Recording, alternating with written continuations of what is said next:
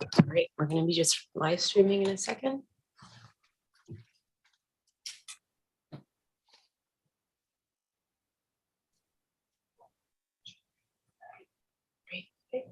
Good morning, everyone. I'll call to order the September 1st meeting of the Comox Strathcona Waste Management Board.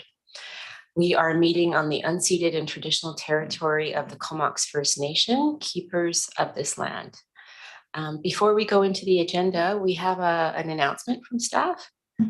Thank you very much, Chair and Directors. And it's my pleasure to introduce to the Directors Lucy Wojcicki. She is our new Chief Financial Officer of the Regional District, and this is her first opportunity to meet and participate with those on the Solid Waste Management Board. Lucy comes to us from Airdrie, Alberta, where she was the CFO and rose through the organization to that position, a very complex level of services there. And she is highly recommended. And in this short period of a few weeks has done a tremendous amount to adjust to BC and to our regional district system and to get to know us. So Lucy will just say a few words so that you can see her face. Thanks, Lucy, and welcome. Thank you. Thank you for the introduction and the lovely words. I'm really happy to be here and really been enjoying my first 3 weeks here at the district and look forward to working with the board. Thank you. Thanks very much. We're going to now go on to the agenda. And I have a slight variance of the agenda, if that's all right. We had a last minute addition, the capital projects update presentation, which is in the addendum. I'd ask that we move that up to the number 2 position, just after the Management Advisory Council. Moved by Director Grieve, seconded by Director Arbor. Any comments on that variance of the agenda? Hearing and seeing none. Is there anyone opposed? And that's carried. Thank you. The next item is we have a recommendation to go in camera under 91K of the community charter. Move the in-camera recommendation. Director Lee. Second. And I didn't catch who. I think that was Director Walden. Yes. Thank you. Any comments about going in camera? Anyone opposed? And that's carried. Thank you. We have minutes from the June 16th meeting of the Waste Management Board for adoption. Moved by Director Arbor and Director Hillian. Any comments on the minutes as presented? Anyone opposed? And that's carried. And before moving on, I just want to explain, we have Directors Hillian, Arbor, Minions, and Grieve in attendance here in the boardroom, and the rest of the directors are online. So welcome. All right. Next item is the Waste Management Advisory Committee meeting minutes from August 18th. Hillian and Arbor, any comments on those minutes? Okay, seeing none, is anyone opposed? And that's carried. So we're going to go then to what was moved up, the capital projects update presentation for receipt. Director Arbor and Director Hillian, and over to staff. Thank you very much, Chair and Directors. And Cole Nuckinson will provide a review of the capital projects, including a few pictures to provide the status. Thank you, Cole. Great, thanks, Cole. Thank you.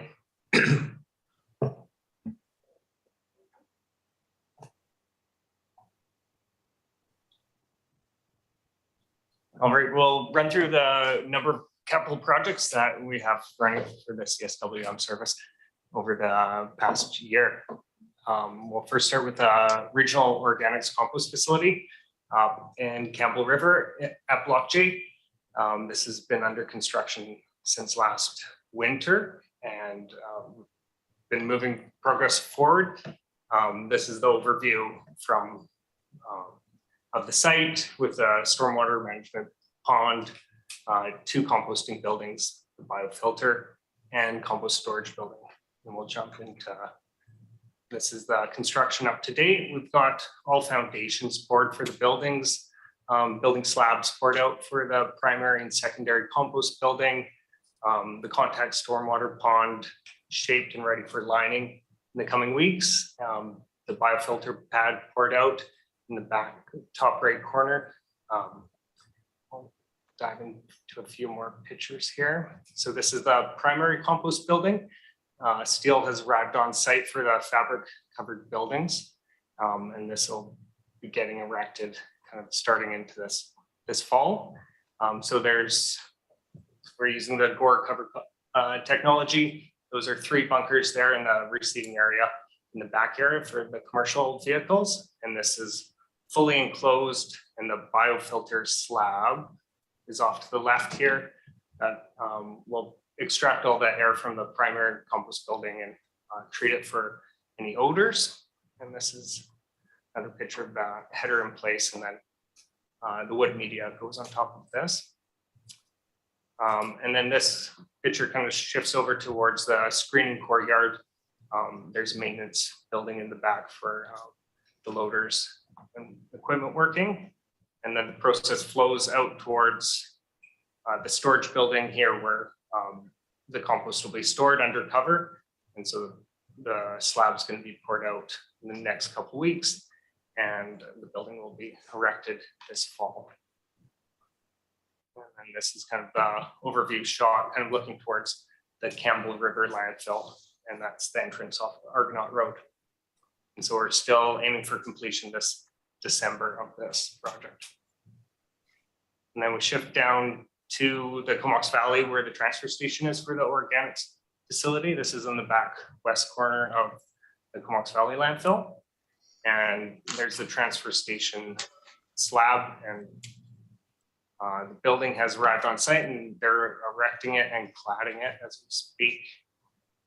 This is the 4-bay transfer station, similar to the Campbell River transfer station, with the tipping floor off the back where the walking floor trailers will come through after depositing the waste from the Campbell River. It'll transfer down here, pick up organics, and then travel back to Campbell River. Now we'll go back up to Campbell River, and we're completing that Campbell River landfill closure. We've reached capacity this spring, and here's a picture of they're drilling the vertical landfill gas wells and attaching all the gas header piping for the landfill. And then it is covered under with a geotextile and cover protection soil. And so this is ongoing at the Campbell River landfill, and then an enclosed flare is going to be delivered to site this fall, kind of down in the, I guess, east part of the landfill, but at the bottom of the picture there, that's where the flare will be located. And this is another shot of the closure works ongoing, and the Campbell River transfer station in the background. And then the last project we're also working on is the construction of cell 2. This is about 500,000 cubes of material being excavated and then lined for the landfill. And so we've started that this spring and ongoing throughout the summer. We can see cell 1 just adjacent to it, and cell 2 marries up to it and builds on top of it. So here's the excavation ongoing throughout the summer here. And we've completed about 60% of that excavation, and some of it will run into next year just with the weather windows for the lining. But the lining company has been mobilized to site and has started lining the cell. So we're expecting to start padding out this with select waste this winter.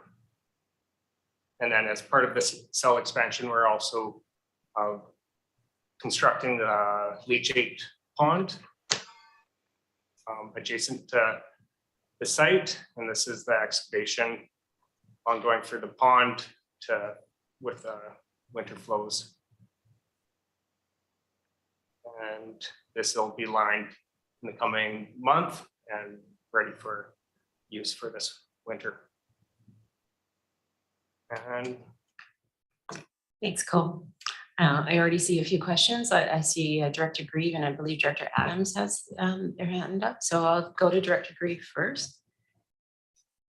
Thanks very much, Madam Chair, through the chair and the CAO to staff. Just to be clear, the landfill in Campbell River is not in the city of Campbell River, correct? It is in the district of Campbell River. It is a satellite of the city. So all your development permits, building permits come through the city. Yes. Then that's going smoothly? Yeah, it went really well. Okay, one more question around the facility itself. My understanding is there's no biosolids going into the compost, that it's only kitchen scraps and small yard waste. Is that correct? Yes, that's correct. So what does Campbell River do with its biosolids? They land apply at the Norwood Environmental Sorry? Center. They land apply at their Norwood Environmental Center in Windrow and compost it. Very interesting. Thank you. Director Adams. Thank you, Chair. And just following up on Director Grieve's last question, the Norwood Environmental Center has had a complete contained system to look after residual waste. Be more than happy to have tours if anybody would like to see how that facility is operating or run. Getting back to the presentation of the projects, first of all, I just want to thank staff for a really good report, but great work that they've been doing at both the Comox and the Campbell River sites. One for the organics and the other for the closure of the landfill. My question, though, is in the comment in the presentation was that they were hoping that the organics facility would be nearing completion around December. With the anticipation of a really harsh fall and winter. Have you taken that into account, knowing that we're going to be putting a sort of a fabric covered building and some other challenges in that area should there be heavy wind, rain, snow, and sleet? I'll get that question.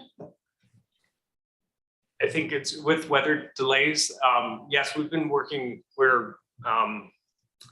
we've put a number of these buildings up and they're able to go in fall and winter. I think the critical items such as concrete pouring and things like that, we are addressing all in the better weather. So we don't have to heat and hoard, but we don't have any concerns with the current construction schedule to meet this December timeframe. And Madam Chair, I'd also like to add that staff are very sensitive to the needs for consistent and timing on delivery of this project to align with municipalities and their programs. So we are putting in place contingencies in the unlikely event that there are delays beyond the construction period that we've reported. Thank you. Thank you. Keep up the great work. Thanks, Director Adams. Director Cornfield. Thank you, Chair, and thanks for the presentation today. Two questions. One is, will there be co-mingling of yard waste with kitchen waste, organics? Yes, that's the intention. Okay, so if we're looking, we're not going to require a separate collection system at the housing end for separating kitchen scraps from yard waste containers. It'll just be all commingled. Yes. Okay. Second question is, because we've anticipated higher than average volumes this year, will there be a drop-off provision at the treatment, organics treatment? In other words, can people take their own yard waste and whatnot out and drop it off at the facility? Currently, there is yard waste drop off at both facilities, and that will continue. In terms of organics, I think that will be looked at if residents can drop off small tubs of organics. And they're looking at options for that. Okay, but they'll still be able to take yard waste out and drop it off? Yeah, at the landfill transfer station, Campbell River landfill transfer station, and then also Comox Valley Waste Management Center yard waste. Okay, so it would still go up to the transfer station, not directly to the composting facility? No, it's not designed for, it's designed for commercial haulers. Okay, For super. residents. Thank you. Thanks, Director Corfield. And I just had a small question. With completion due in December of the organics facility, when do staff perceive that they'll be able to start collecting from Courtney and Campbell River?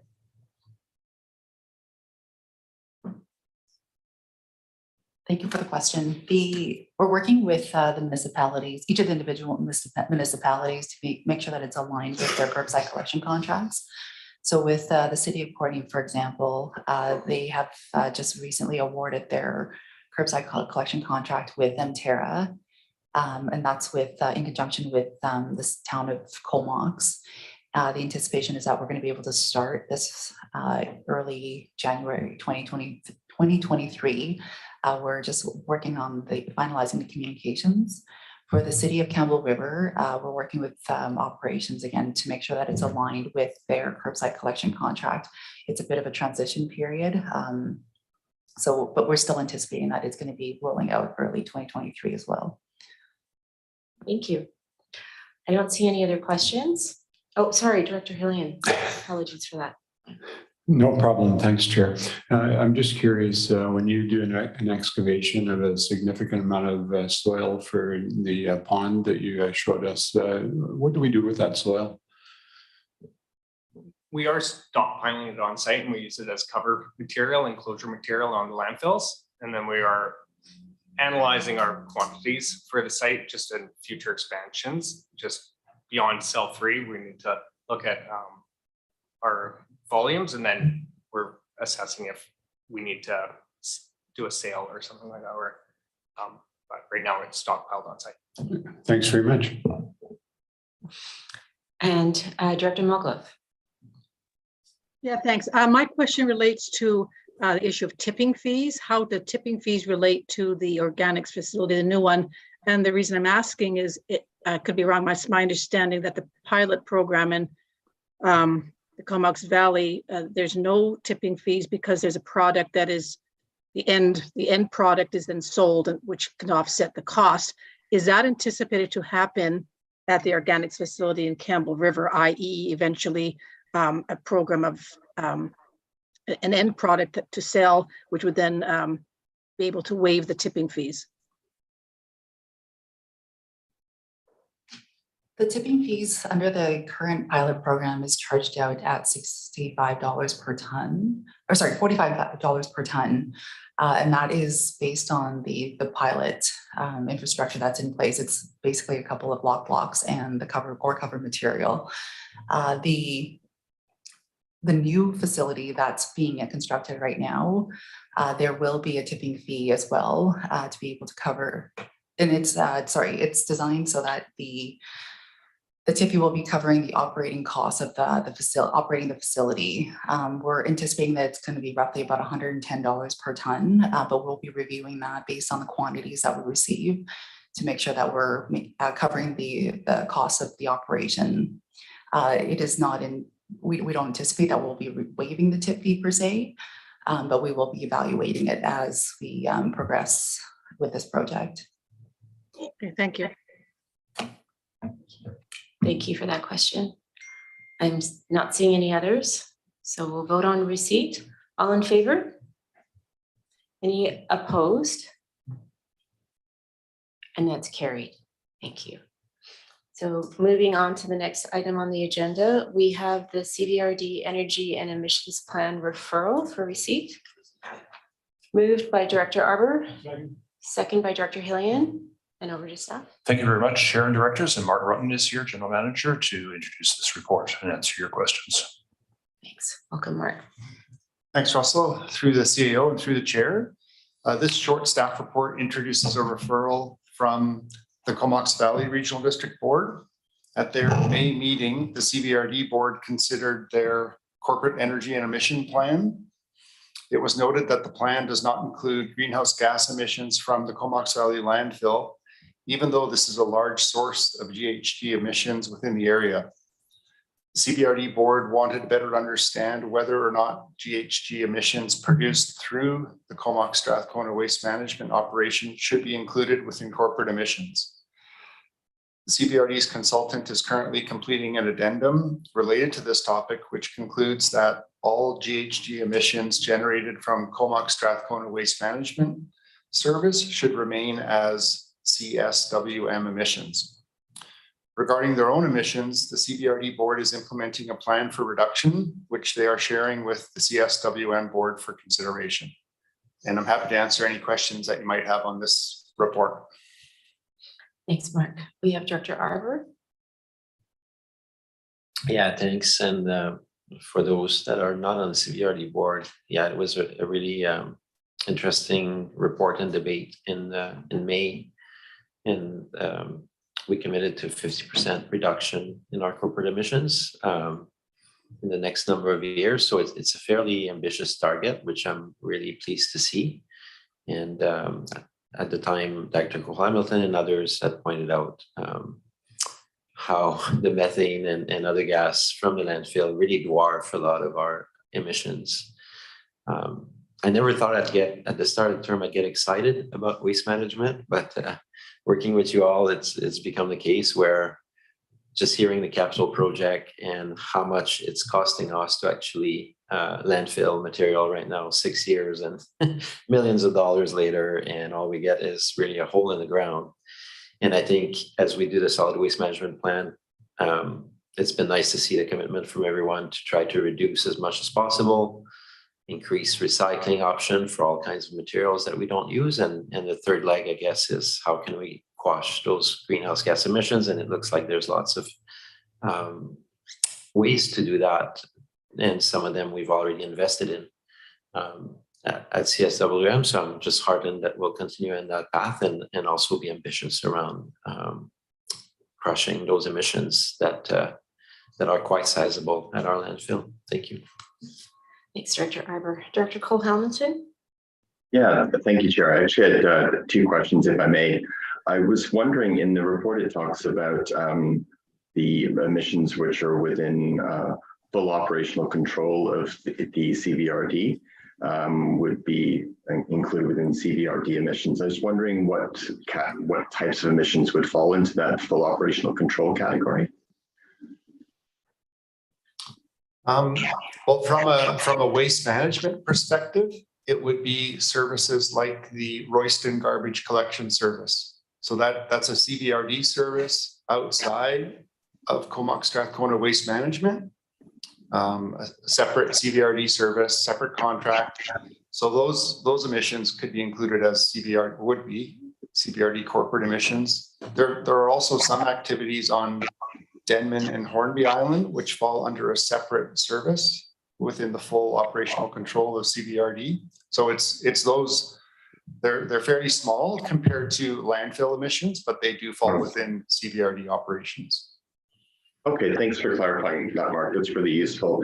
And what I was seeing from the staff report is that the remainder of the emissions are, it says, for the future consideration of the board as it works to develop its own GHG emissions reduction strategy. I was just looking through the management report, and I was wondering, is the GHG emissions reduction strategy that's referred to in the staff report here, is that something that's currently underway? No, I don't think it is. There's been no direction from the CSWM board to create an emissions plan. I think this is probably introducing that topic. We do have a solid waste management plan update coming, so that might be another place to further investigate emissions from CSWM. But currently there is no work plan item to create a similar report and inventory for CSWM. Okay, thanks, Mark. That's what I was seeing. And I was wondering, Chair, if once we're finished with the, excuse me, with the receipt motion, I put together in the chat a short draft of a motion which would do exactly what Mr. Rudden was just talking about, which would initiate that process here. So if upon receipt, I might be able to put forward that motion, that would be appreciated. Thank you. I don't see any other hands up around comments on the emissions plan referral. So on receipt then, all in favor? Anyone opposed? And that's carried. And Director Hamilton, I will allow you to make a motion. Great, thanks so much, Chair. Oh, sorry, hold on, I'm just conferring with staff around. Lisa or Jake, could you just outline the policy with respect to new resolutions at board meetings and how they're considered? Is it under new business or can we do it now? Jake's. Yeah.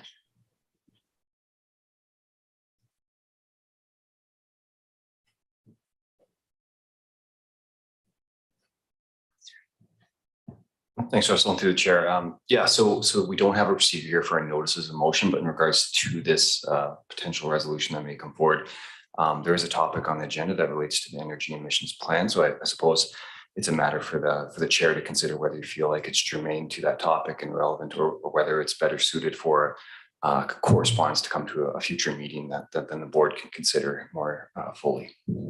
Thank you. You know, in light of the topic we've just been discussing, you know, I think it would be, you know, okay to move forward with the with the motion, since we were just debating this. I see a light on for Director Arbor. Yeah, I was just actually just said what I was going to say. I think I don't see a lot of grief in proceeding with this motion today. Okay, yeah. So maybe we don't have a motion yet that's been moved and seconded. So would someone like to do that? And then we can, I see other hands up.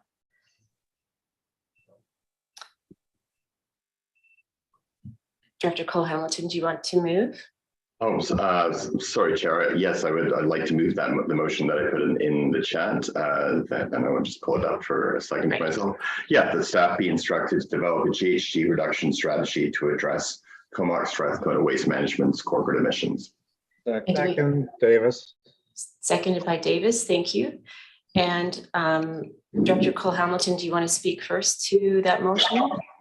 Absolutely, thanks, Chair. I mean, I think probably the intent of the motion is very clear. From this report, we've learned that the vast majority of emissions of our service are not yet accounted for in any GHG reduction plan, and they are considerably larger than either the CDRD's emissions, and I'm guessing the Strathcona Regional District's emissions. So I think to not be developing a plan at this point, I would see that we must be falling short of our responsibility to try and manage these emissions wisely. So given that it's not currently something staff are charged to do, as Mr. Rudden was just saying, I think this would be a time and a discussion in which to introduce the idea of beginning that planning process. Thanks. Thank you. Dr. Cornfield, did I see your hand up earlier?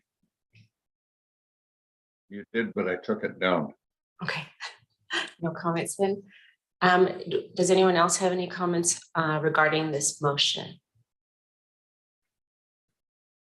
Director Grieve?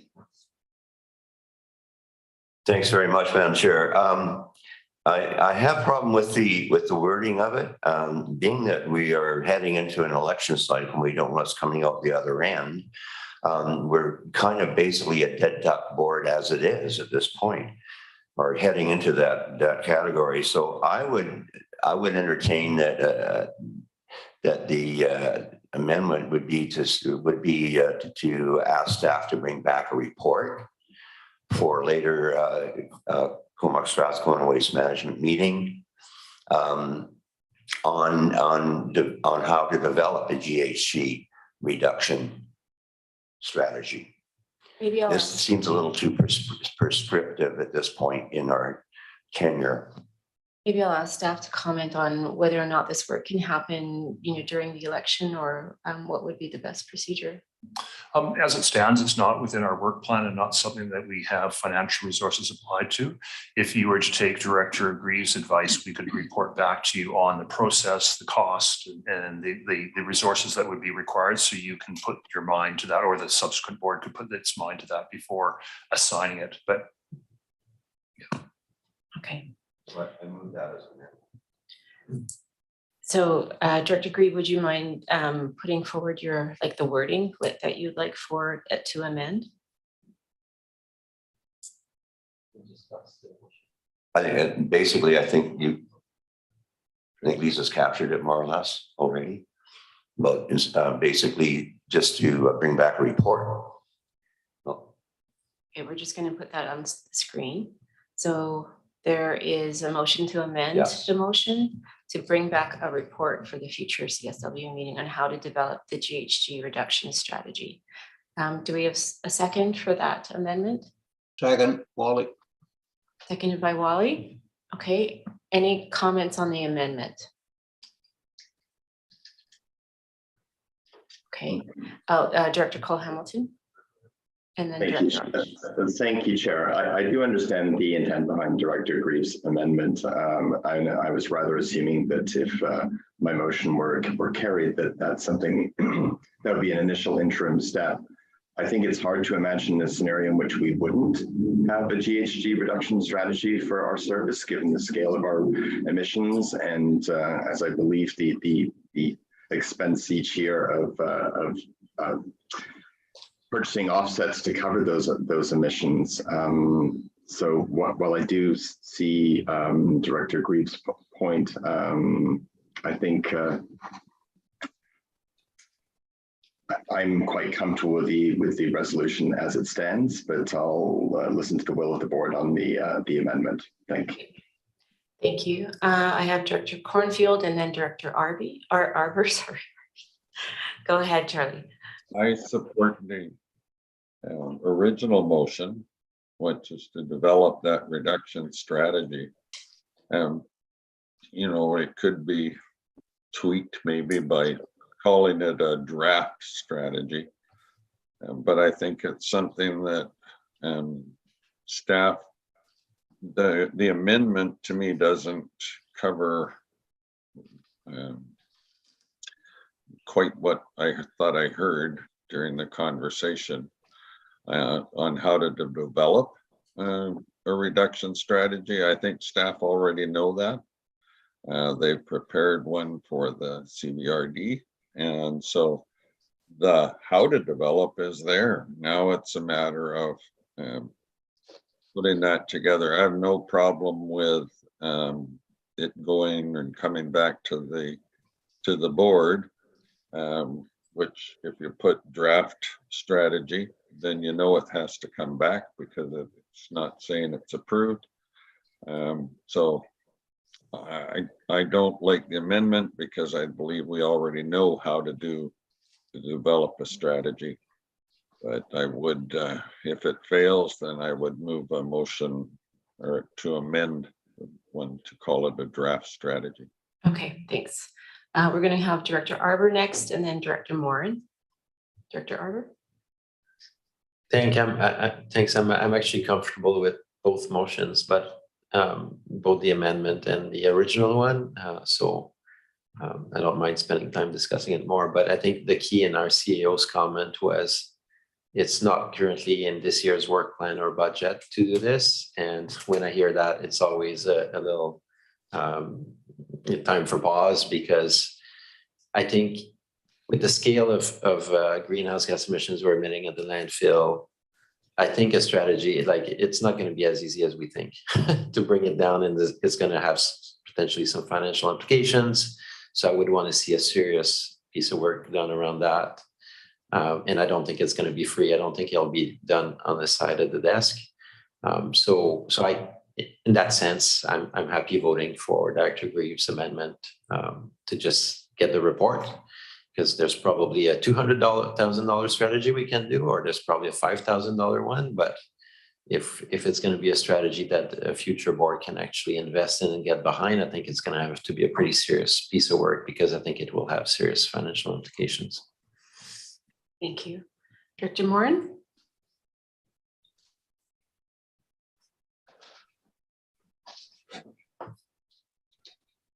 Oh, I think you're still muted, Wendy.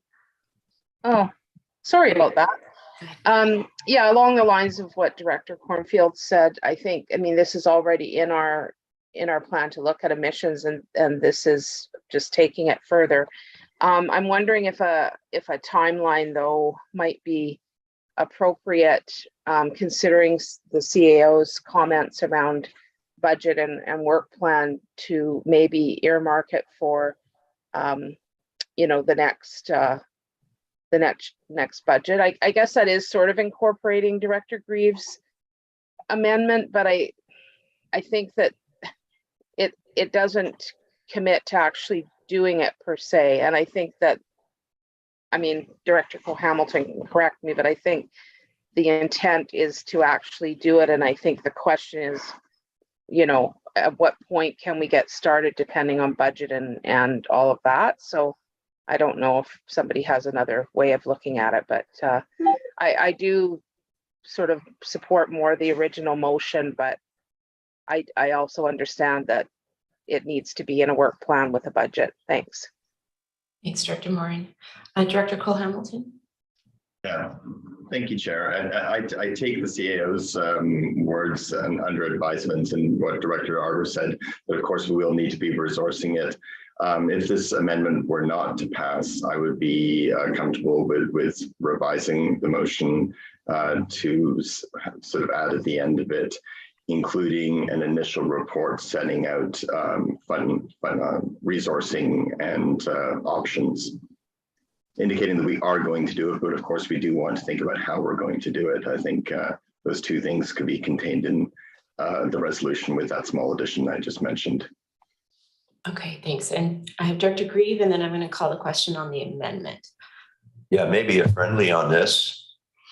Why don't we combine the two? The staff be instructed to develop a GHG reduction strategy to address CSWM's corporate emissions, and further that of the report we brought back. How do I put it? Yeah, brought back for a future a CSWM meeting. If we put the two together, then I think we just save ourselves a bunch of hot air, which is what we're trying to save. Yeah. I'm just noting, Director Grieve, I think we're still on your amendment. So would you like to withdraw it? Or I think it might. Absolutely. It's okay with me, absolutely. Director Cole-Hamilton. Okay. Yeah, thank you, Chair. I appreciate Director Grieve just rewording that amendment. I think it keeps that's rather what I was anticipating, that we make a commitment and that we have an initial report which gives us choices and funding. So I appreciate the clarity that his amendment brings. So yes, that's definitely accepted as a friendly amendment. Okay. Director Hillian? Thanks, Chair. I think what we're doing here is an example of why motions on the fly don't work particularly well. The amendment actually contradicts the main motion. I would suggest the main motion be amended to say that staff be instructed to explore the GHG reduction strategy to address corporate emissions and report back to the board at a future date.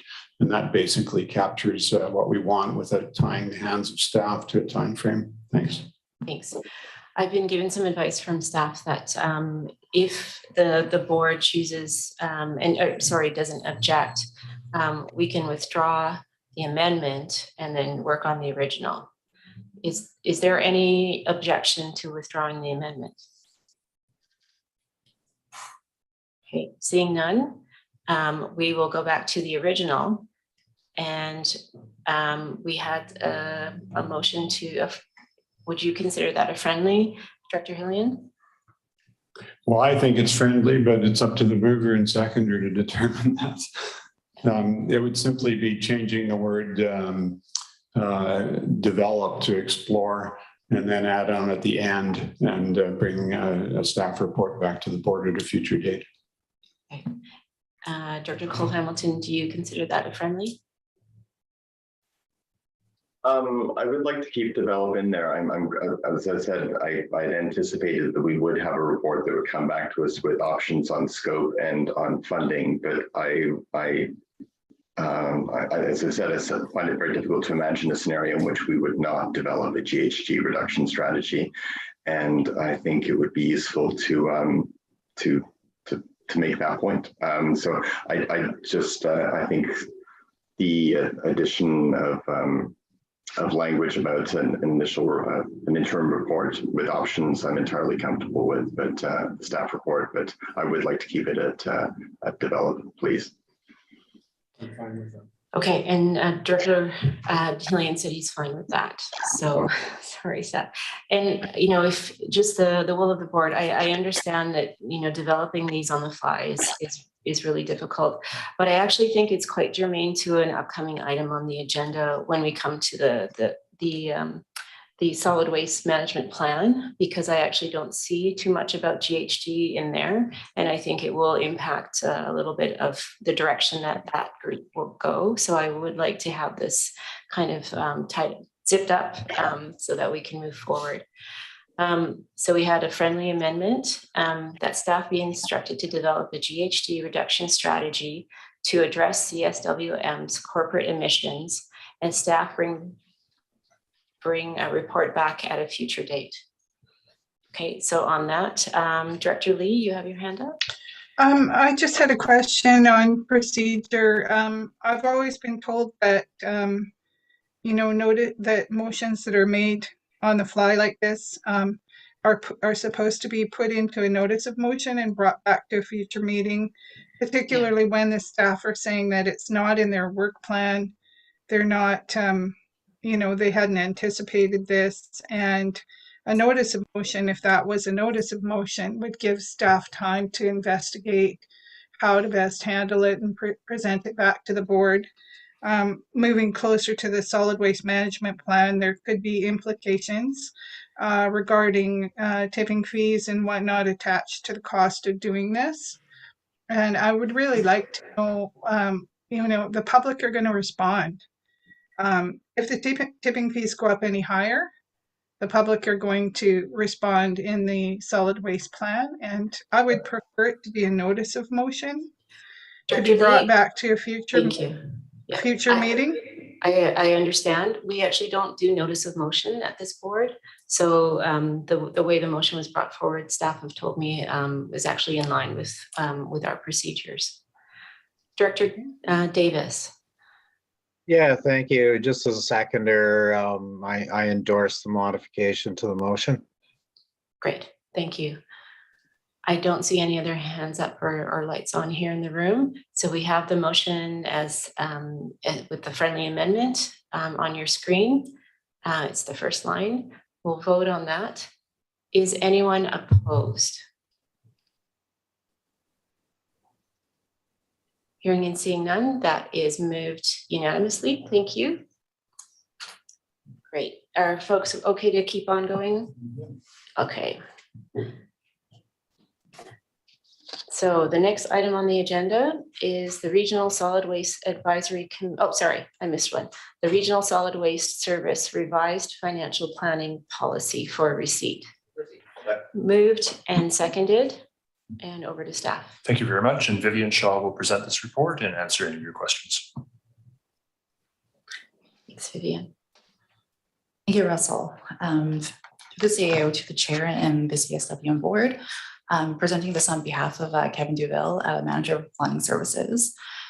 So this report here outlines the proposed revisions to the Regional Solid Waste Management Service Financial Planning Policy. And it's intended to set out the framework for supporting the annual developments, communication, and approval process for the 5-year financial planning process for the CSWM.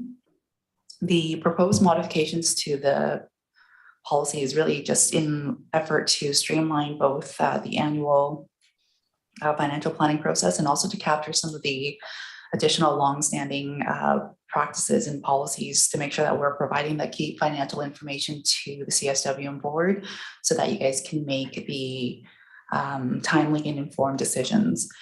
The recommended changes are summarized in table 2, in the table on page 2 of the report. Some of the key highlights include just general updates that are referenced in the policy to make sure that aligns with the Local Government Act, which was last updated in 2015. Consideration of the reserve fund levels and use of the long range versus short-term borrowing to make sure that it's aligned and addressed in the budget. The update of the budget, the report template to make sure that it's aligned with our Questica reporting software. Update of the annual presentation frequency from 3 down to 2, from 4 down to 3. So it's taking out that first preliminary in November. We want to again make sure that what we're presenting to the board is actually of value. It doesn't, when we present that first preliminary plan, it needs to basically start in the summer. We finalize it in October, and it's not necessarily reflective of actuals. So that first iteration that you see in November is a bit of a departure from the final recommended budget. So we're recommending that we take out that first preliminary in November and bringing it down to the 3 starting in December. And then we're also proposing that we provide the overall operational budget summary broken down by revenue and expenses and codes rather than the detailed expenses by each account code. And then the final one is to provide the 10-year capital plan outlined by the projects. In reviewing this report with the advisory staff member 2 weeks ago, they indicated that the proposed changes does make sense and the timing does align with the proposed budget process for the respective municipalities that were on the line. That's it for me. Available for any questions. Great, thank you. Does the board have any questions of staff? Director McCollum and then Director Arbor. Thanks, Chair.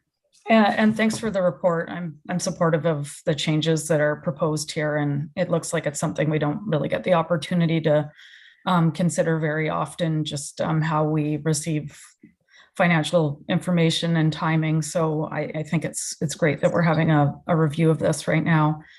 I support the idea of not getting the preliminary presentation. I think it's previously it seems like it is pretty early and that it's really subject to change. So the amount of work that goes into that, just to have it redone a few months later seems like it's a better use of staff time to cut that off. So I like that piece. One question I did have, and I wanted to say that previously the level of detail did seem a bit overwhelming. There's a lot there that maybe isn't necessary at the board level to receive. But looking at these templates, something that occurred to me is that the capital budget presentation or the template as it's attached is fairly hard to digest. I mean, even the revenues don't all fit on one page. And I'm wondering if there's the opportunities, seeing as we're talking about this today, just to consider maybe an easier way to digest this kind of information when it's presented to the board, as it's, it's not presented in a format that's, easy to look at and review. It takes quite a bit of detail, and even the headings don't, line up on the pages. Madam Chair, I just want to really appreciate that kind of candid feedback as to what works for the directors. We certainly will take that into consideration and come back with a different format. And Kevin Duval, who wasn't here today, was the author of the report. Thank you, Vivian, for presenting it. So we'll share these ideas and anything else we may hear with Kevin to improve formatting, as well as what you decided will be the process. Thank you. Great. Thanks, yeah. Director McCollum, any further? Just that I think the level of detail in the presentation on the operating template is better for whatever reason than the capital one. So yeah, maybe just some thought, especially because with a new board coming in, there's less experience in looking at these things. So if there's a way for it to be more understandable, it's probably a good time to consider it. Thanks. We have Director Arbor and then Director Cornfield. Yeah, thank you. I guess it's from the macro to the micro, but the macro level is what's important for the board, but I find it fun personally to receive this level of detail and just to peruse through it. The transparency and is all there, all the way from the line item of the manager that spends a little bit of time on the Royston service, or there's an interdepartment transfer, and it's kind of neat for boards sometimes to have insight as to the level of activity. Like there's so much activity and so many different pieces to make this service work. And I think seeing that level of detail gives that. So I'm just hoping that even though we won't provide that, should any directors be interested in that level of detail, that it be made available to directors. I just want to make sure we don't have a policy where if directors are interested in that level, that they don't have to put in an FOI or anything like that, that they can ask the CEO and still gain access if they have that level of interest. Yeah, the FOI process is not there for directors. I'm there for the directors, right? Ask me the questions that you want and I'll give you the information that you need in the event that it is not on your agenda reports or otherwise. So yeah, we're there for you. Thank you. Director Cornfield. Thank you, Chair, and thanks staff for the report. And on the page 1 of the under the executive summary, you had a number of bullets there. I support all of the bullets, especially the 10-year capital plan outlined by project. I think that's really important. Then my only question was about the 5th bullet, which is provide overall operating budget summary broken down by revenue and expense account codes. What does that mean in plain English? I'd like to take that on. Thank you so much for the question, Director Cornfield. If you go back to the presentation that was made earlier this year, the budget template that is provided details out line item by line item. I think that's what Director Arbor was referring to, so that you can actually go into the detail as to how we operate the service. What the intent of this is so that we can give you that easier overall vision of kind of what we're doing, so that you can make those timely, informed decisions with the understanding of what we're doing on the broader service without drilling down into those overwhelming details that Director McCallum had also indicated.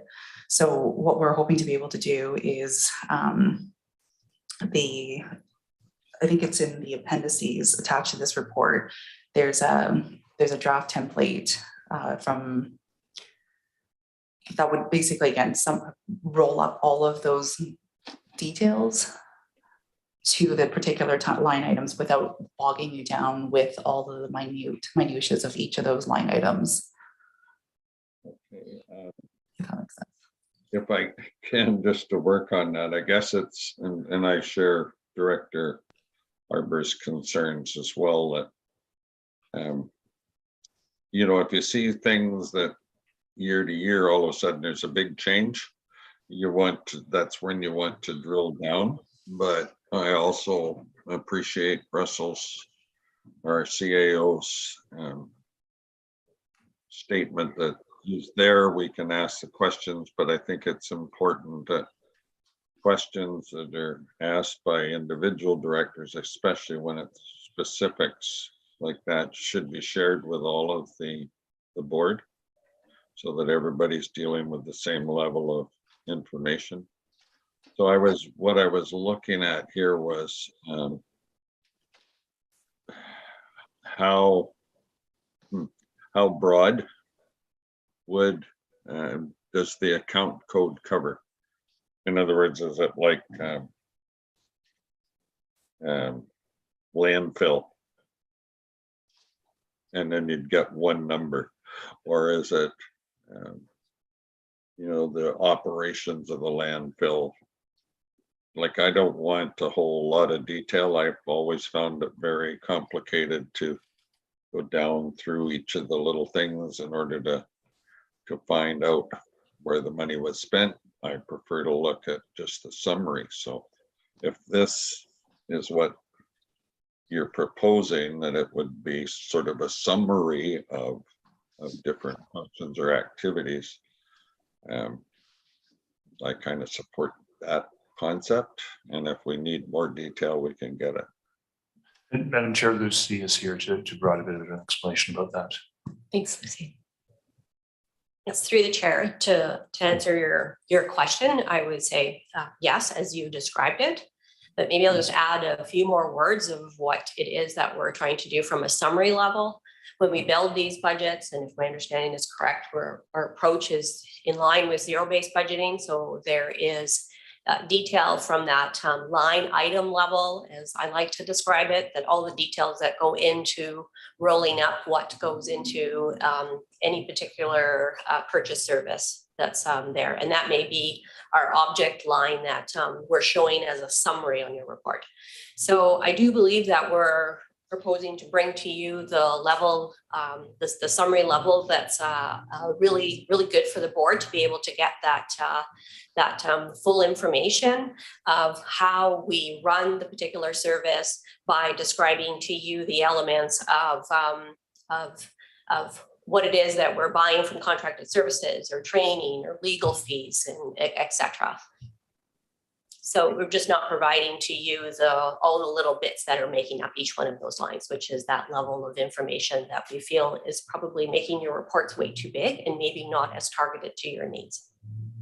And Madam Chair, I'd just like to add too, with 3 presentations still of the budget beginning in December, those are the opportunities for the board to ask those questions on those areas that they need more information or otherwise from, and those reports to flow back to the subsequent meeting and to be shared with all the directors. So it sounds like if the directors are wanting some of that minutia, we have ample opportunity still to ask staff during the 3 presentations. Director Wally, I believe. Yes, thank you, Madam Chair. I have one concern, and that is over the years, there has been in the line items specific little details that apply directly to Area A. For example, the rental of our highways yard for a 3-weekend cleanups and a couple other things that come right out of Area A's budget that have been deleted, and then I have made motions at this board that have been approved, they've been reinstated. I need to have that detail each budget cycle so that I can make sure that they're there, because it's just a small amount of money for the board, but it's a large amount of money for the 225 constituents that I have to pay taxes. So I wouldn't want to see that missing. Thank you. And I see staff nodding and acknowledging your comment. Are any other hands up? Any other questions? Seeing none, we'll vote on receipt. All in favor of receipt of this policy? Any opposed? Seeing none, that's carried. Director Hillian and Director Arbor have moved and seconded the recommendation. Comments on the recommendation to adopt the revised Regional Solid Waste Management Service Financial Planning Policy? Seeing none, anyone opposed? And that's carried. Thank you. All right, moving on. Regional Solid Waste Advisory Committee terms of reference for receipt. Moved by Director Arbor. Second by Unger. Second by Unger. Thank you very much, Chair and Directors, and Sarah Willie is here to present this report and answer any of your questions. Thanks, Sarah. Go ahead. Thank you through the CAO to the chair. So this report is to present the terms of reference for the Regional Solid Waste Advisory Committee that we're proposing to support the solid waste management planning process that has been initiated. So this committee will help us to meet our consultation requirements that the province sets out to represent a spectrum of the community. So there'll be members of industry and business, the public. There will also be technical members that will be made up of local government staff from the north and the south, as well as rural and urban areas we anticipate. There'll be representation from elected officials in the form of the chairs. The two co-chairs of the committee are proposed to be the co-chairs of the CSWM board. We would anticipate that this advisory committee would meet sort of 4 to 6 times a year, that generally hybrid would be an option. There would be some circumstances where we would require in-person attendance, and for that we are offering remuneration for members of the public, as well as any First Nations members that would want to participate. Along with as I mentioned, First Nations participation, we will be inviting all 10 nations within the CSWM service area that have community members located within our area and will be partners of ours in achieving our diversion goals. So those 10 nations will be asked if they wish to send a participant to attend the meetings. As well, we will send meeting minutes to all 10 nations, in addition to all nations that have been identified within the consultation area that have requested those minutes. So that's a much higher number than 10, but we feel that that's a good balance of representation. There will also, of course, be separate and parallel consultation with First Nations. This is just an overlap of them, and so we anticipate that they may not be able to make it based on that more one-to-one consultation that will be undertaken. So it's up to 15 members from the public. We'll be conducting a recruitment through our first phase of public consultation that will be happening from November 14th to December 5th. So we'll be raising awareness of the solid waste management planning process. We'll be undertaking a survey asking folks about their current satisfaction and use of the solid waste facilities and services, as well as outlining recruitment opportunity for this process.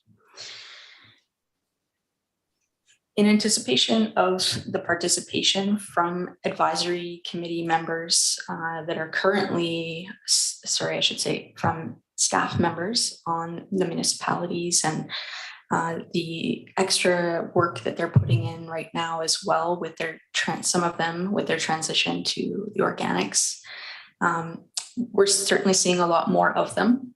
And so we proposed to them during the CSWM advisory meeting prior to this board meeting, the idea that we would reduce the number of advisory committee meetings with those municipal staff members and hold them only on an as needed basis when issues of regional importance come up.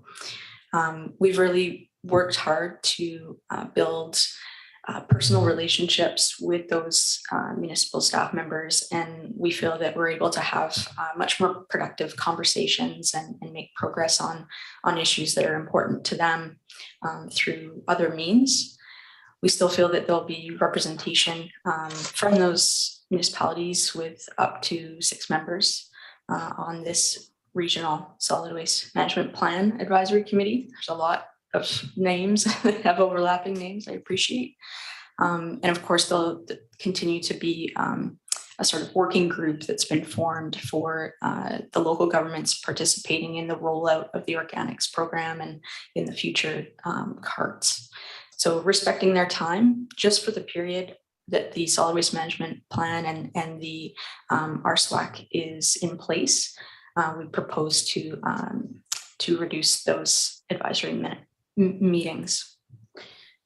The third point that we have here for consideration from the board is a memorandum of understanding with the Comox First Nation to work towards a goal of collaborative, constructive, and regular dialogue on waste management activities at the Comox Valley Waste Management Center. So this is something that we've been in discussion with Comox First Nation through meetings related to other matters as well as the solid waste management plan, but we felt this was a good place to bring this forward to the board.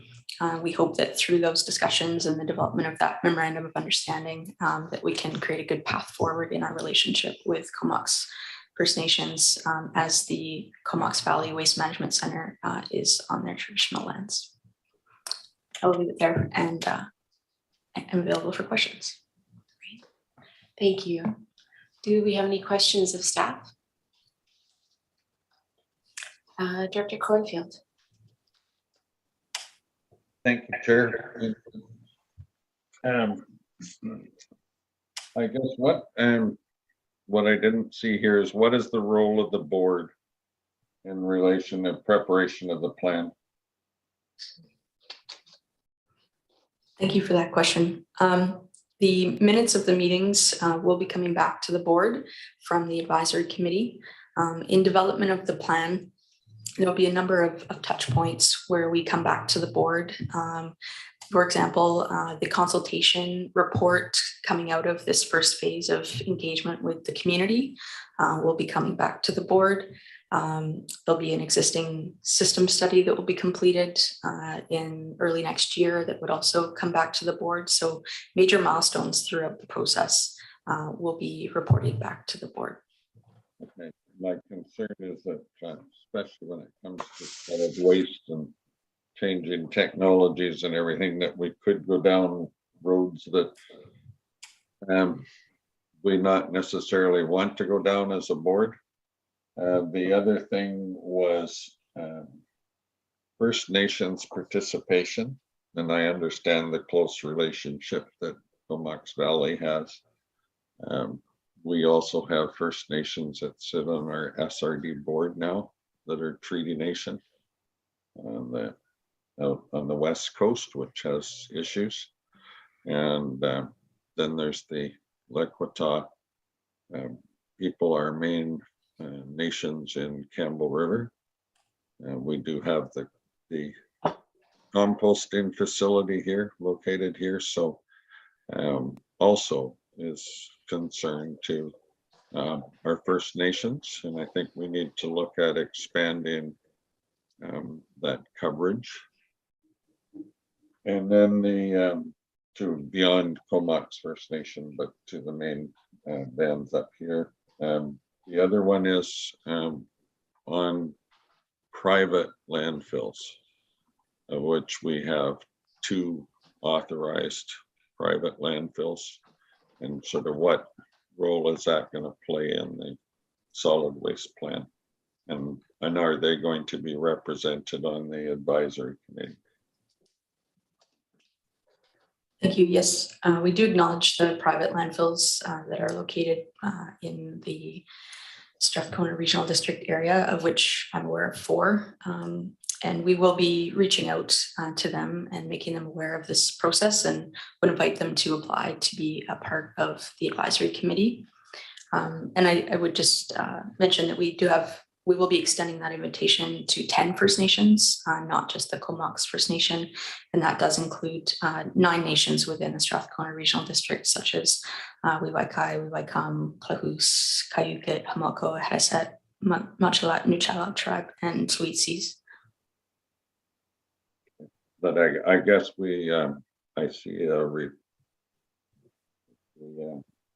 a memorandum of understanding prepared with Comox, and will those be then a memorandum of understanding being prepared for the other nations? Madam Chair, the requirement or initiative to undertake an MOU with Comox First Nation relates to the existence of the landfill within their traditional territory and previous input that they had provided to the solid waste management planning process previous.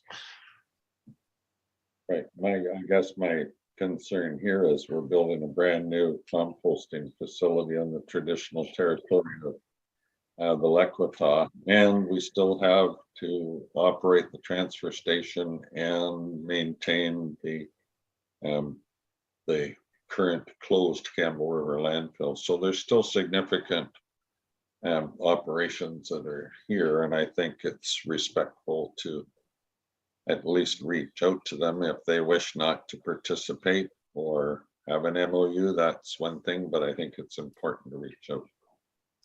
Yeah, thank you very much. And just to confirm that the reach out that we are doing with those nations is fulsome and providing the opportunity for them to meet with us and to express and share their interests.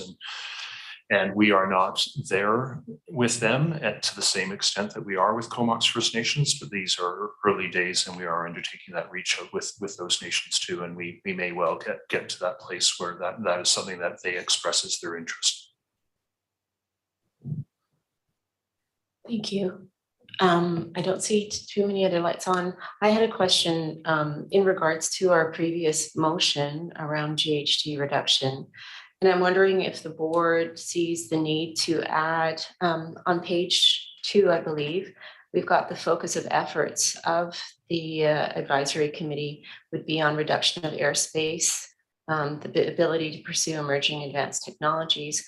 Would GHG reductions be necessary? I mean, it's written in the follow-up in the paragraph below, but I wonder, since we are really, the board has moved this as a priority and something to be considered in a fulsome way, if that should also be a consideration of this board. I don't know if staff want to speak to that particularly.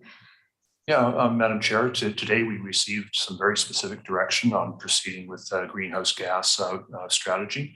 The solid waste management planning process may be 3 to 4 years.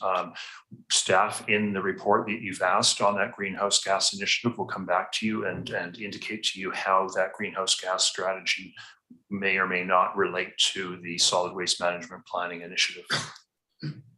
Okay, so early days still. All right. I don't see any other hands up. We'll vote on receipt then. All in favor of receipt of the report. Is anyone opposed? Seeing none, that is carried, and we have a number of recommendations. One has been moved by Director Hillian and Director Minions. Any comments or questions on the terms of reference being moved forward? Seeing none, is anyone opposed? And that's carried. We have recommendation 2. So moved. Director Unger and Director Arbor seconds, and that's regarding the frequency of the technical advisory committee to be reduced.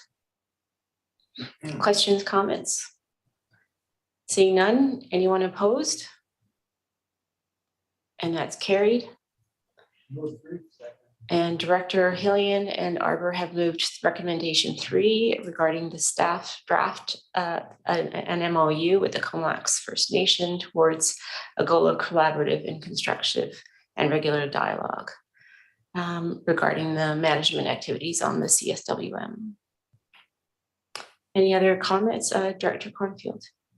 Yes, I just wondered if it's important enough to put an explore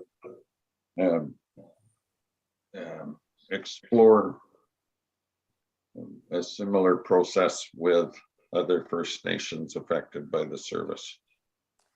Staff like to comment? My advice to the board would not be not to. My advice would be to allow us to follow through with the dialogue that we have and enable those First Nations to say what their interests and what their requirements are. That's how we got to this with Comox First Nation. This isn't something that staff proposed to them. It's something that came out of discussions and dialogue with Comox First Nation. So perhaps a subsequent motion might be that staff come back with a regular reporting on the dialogue with those other First Nations and reporting on what their interests are. Yeah, if I can, Madam Chair, it's my concern here is that and I appreciate the fact that you're working with Comox First Nations on a regular basis and you well advanced from a CVRD perspective, but I believe very strongly that it's better to go out as soon as possible to inform people and to build those relationships and dialogues throughout our service area. And if you wait for them to come to us, you're too late. And I believe that we should be going out to them and giving them the opportunity to participate, to find, to explore, to talk about it, and rather than waiting. Thanks for that comment. Yeah. Director, I'm just going to ask for the rest of the board because it sounds like you may want to amend this motion, but Director Arbor? Yeah, thanks. I'm in favor of the motion as is. In regards to the other 9 motions, the other 9 nations, I'm wondering if, if that's something that, I mean, the other nations are pretty specific to the Strathcona Regional District area, and I'm wondering if there could be a conversation between our CAOs or something like that, or our chairs, to talk about the kind of engagement that happens between Strathcona and them, and if we could leverage that or something like that. Or I think what we heard from the CAO here is that we were approached on this, and I hear Dr. Kunstfield's comment that being proactive is a big part of reconciliation efforts. And he is correct that we are building a fairly large facility there.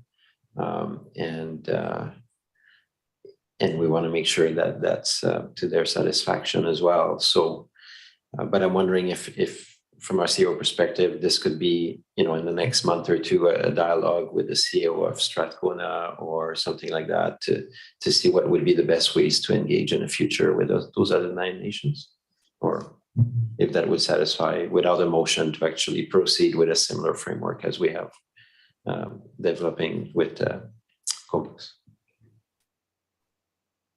What I'm trying to encourage you to do is to direct us to have that dialogue and be accountable back to you and report back to you, rather than here's something that we've done to Comox First Nation. This might be good for you, right? By having a dialogue with each individual First Nation one-to-one on their own, they will help us to understand what their interests are, if any, and what the solutions are to the issues that we face. I just don't think it's the best approach to say, this has worked somewhere else. Here's what we're offering you, or otherwise. I think it's preferable for those solutions to come out of the dialogue, and I can assure you that we are doing our best to have that dialogue, but it may be that some of them may not want or need that or otherwise. And we will keep you, the board, in the loop with respect to how this progresses with those other First Nations. Thank you. I see a follow-up from Director Arbor, and then Director Cornfield has his hand up. Yeah, so I could, if Director Cornfield wants, I could add just amend the motion, propose an amendment that we add, and further that staff reports back on the dialogue happening with the other nations in our service area. And I'm prepared to move that amendment. Is that a motion? Okay. Would someone like to second that? Seconded by Director Hillian. And Charlie, you can go ahead and either speak. I know you had your hand up before that motion, so you can speak to either. Okay, thank you, Chair. I guess we had a whole session on building a cohesive board, which covers 2 regional districts. My concern is collaboration should be for our entire service area. It's not about the SRD working with First Nations. It's about this service. This function of our board is covers the entire service area, whether that's over at Cortez Island or Cayuga or down in the valley. That's what we need to do and make sure. So I support the amendment with the dialogue starting, at least making sure that we are going to them at the start and saying, hey, here's what we're up to. Are you interested in participating? If you want to discuss it, if you have any concerns. And that dialogue needs to happen over the whole service area by our staff that provides the services for this board. So not independent staff of the regional district in the Comox Valley or in Strathcona, but rather the staff that support our advisory or our board, solid waste management board. Great, thank you. Okay, it sounds like you're supporting that amendment then, with the term dialogue underlined. I don't see any other hands up regarding the amendment specifically. Hearing and seeing none, we'll vote on the amendment. Is there anyone opposed to adding and that staff come back to the CSWM board with regular reporting on the dialogue with all First Nations and their interests? So anyone opposed to that amendment? Seeing none, that's carried. So we'll vote on the entire recommendation, including the amendment. Is anyone opposed? And that's carried as well. Thank you, everyone. Do folks need a break to stand up, or should we keep going? Keep going? Okay. CSWM Board Management Report for receipt. Moved by Director Arbor, seconded by Minions. And any comments from staff? No comments, but we're here to answer any questions that the directors may have with respect to the management report. Great. Anyone want to go through that, Director Arbor? Yeah, thanks. Just a quick one on item 2. I think I made comments around the purchase of the dump truck. I know it's operational, but I'm trying to see if we're going to need some policy at some point. The district, we have initial policy around fleet purchase and trying to move to electrification and away from fossil fuels. I think we had a discussion on the dump truck and maybe buying an interim one in anticipation of new technology that will be less fossil fuel intensive. But I see in the report that a truck is now on order. So I'm just wondering if this is a brand new fossil fuel truck or if we have looked at alternatives.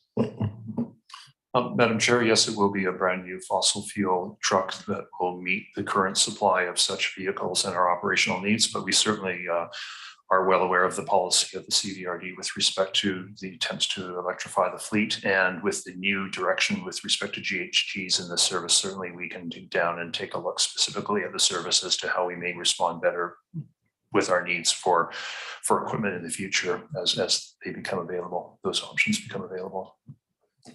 Follow-up, Director Arbor? Yeah, thanks. I just want to share my disappointment. I think that we do pass policies and things like that, but if we always have notwithstanding clauses, and I mean, that's how society is not bending the curve right now. It's 2022, and the fact that we're going to buy a diesel dump truck in 2022, it just astounds me. Thank you. Director Morin? Thank you, Chair. Yeah, I just refreshed my memory. I know we talked about the backlog and orders for EVs. I think there's a director here who's waiting for an EV to come in. So I just wondered if there had been some further discussion with staff or accommodations around, really anticipating long before we might have to order a vehicle, years before we need it. And I know that's something that probably hasn't been considered as much in the past. Is there anything staff could add around that aspect of kind of getting in the queue for EVs really early? Madam Chair, I'll just ask Vivian Shaw to comment on the availability of electric alternatives for this type of vehicle. And I think that Director Morin was probably talking about any of the vehicles, not just the dump trucks. So. Yeah, absolutely. It just reminded me when Director Arbor brought this up that we have had those difficulties in the past with getting EVs on a broad spectrum in. Thanks. Vivian? Thank you so much for the question. It is definitely very much top of mind as we are talking about the general GHG emissions. As we are preparing our next 5-year financial plan, 10 years for that longer range plan, we are considering what our actual needs are. and working with our fleet department to make sure that we are considering those and putting those in the budget to make sure that we have the appropriate resources to be able to procure them. Thank you. Great, thank you. I have Director Grieve next and then Director Cornfield. Thanks, Madam Chair. I will remind the board that the greenest building you have is the one that's already built. And sometimes the greenest vehicle you have is one that's already running. Obviously, new diesel vehicles are much more efficient. They have better pollution control devices. In fact, I think the Harbor of Vancouver has recently passed a law that the 10-year-old trucks aren't even allowed there anymore. So, you know, you've got what you've got. It may come as a terrible surprise to some people that we're not the only region in the world that's trying to move into the future. So there's going to be a huge backlog. Much like electric tractors, they really don't exist yet. We're driving the market on this for sure. But I would hesitate to say that, you know, either we can get a few more years out of the one we've got, but otherwise, I'm quite confident that we have to move into the future gradually. Using what's actually available is not a fantasy. The technology is coming. So I guess that's our choice. Either we run the one we've got right into the ground, or else we get something that meets all the current requirements and run that one into the ground, or at least wait until the technology advances to the point where we can move into electrification on larger trucks, which I don't think is quite there yet. Thank you. Director Cornfield. Thank you, Chair. My question's about line item 10 on the report. And just wondering, it said that was November 9th, 2019. It was that staff be directed to submit an application to Recycle BC for recycling depot at the south end of Campbell River.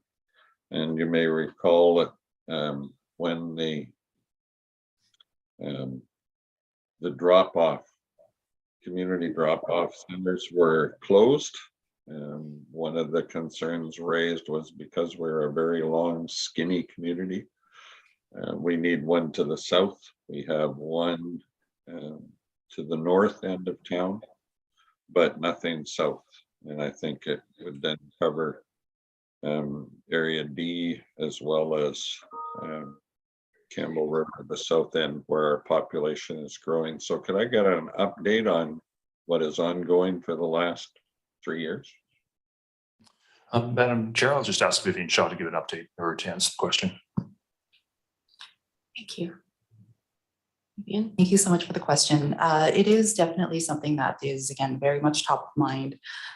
We have been working with Recycle BC to get this on their work plan, but based on their current accessibility criteria, which is either 60 kilometers or 45-minute travel distance, based on their current work or accessibility criteria, the facilities that are already established as authorized Recycle BC depots, that criteria is already met. Understanding that there is challenges for residents of Willow Point to be able to access those facilities. We're continuing to work with them so that we can, with the Recycle BC, and continue to advocate for improved accessibility for the residents within our CSWM service. But to this point, we don't have a conclusive decision on a Recycle BC location and on the south end just yet. So the criteria would prohibit or would restrict them from going south, correct? You said 45 minutes or how many kilometers? You know, and those criteria might work for the city of Vancouver or the lower Fraser Valley, where you could have those criteria and have one very close to each other because of the population levels. And guess, is there something that the board or politically we need to do to get them to reconsider? Their criteria seems to be holding us, holding it back. I see staff want to comment on that. Thank you. Yes, we do see challenges with that criteria from local governments. So there are two sort of opposing bodies, one representing the stewardship agencies that propose the criteria, and the local governments have challenged that, each with our own unique needs. Certainly there's northern communities, urban areas, everyone's quite different. That's been an ongoing discussion for at least a decade. I'm very happy to see, though, that the provincial government has just closed an RFP to hire consultants to evaluate accessibility from a third-party perspective. And that's something that we have been advocating for. So we do see progress in this area, and we continue to engage on that at a policy level. Thank you. Dr. Adams? Thank you, and thank you, Vivian, for the update. Just want to put it on the radar, knowing with the comments that were just made that they are having a look at third-party options, that there have been informal conversations with Coubertin, who are developing the Jubilee Heights residential and shopping center area, that they would be interested in having a discussion with Recycle BC as to incorporating a satellite center at the south end of town within their development plans, which isn't in the immediate future, but certainly would be good to connect those parties as to if there's an opportunity in the future. Did staff catch the name of that development? Sorry, Dr. Adams, your volume was a little bit low. What was the name of the development? Coubertin? Cooperman? Coubertin. Cooperton, sorry. And the contact is Ross McKeever. Okay, maybe staff will follow up with you. Yeah. Certainly. Thank you. Jubilee Heights Development, Chair. Okay, thanks. Director Arbor, you have another comment? Yeah, sorry to do that at the last meeting, but I'm still hung up on that. I might not sleep tonight over it. So can staff assure us, the board, that they've actually investigated the availability of alternative gravel truck or dump truck and the electric? Because I know Lion Electric in Quebec, I mean, they're coming online fairly rapidly. So has there been a thorough scan of the availability and economics and what would be involved, or did we just do a skim?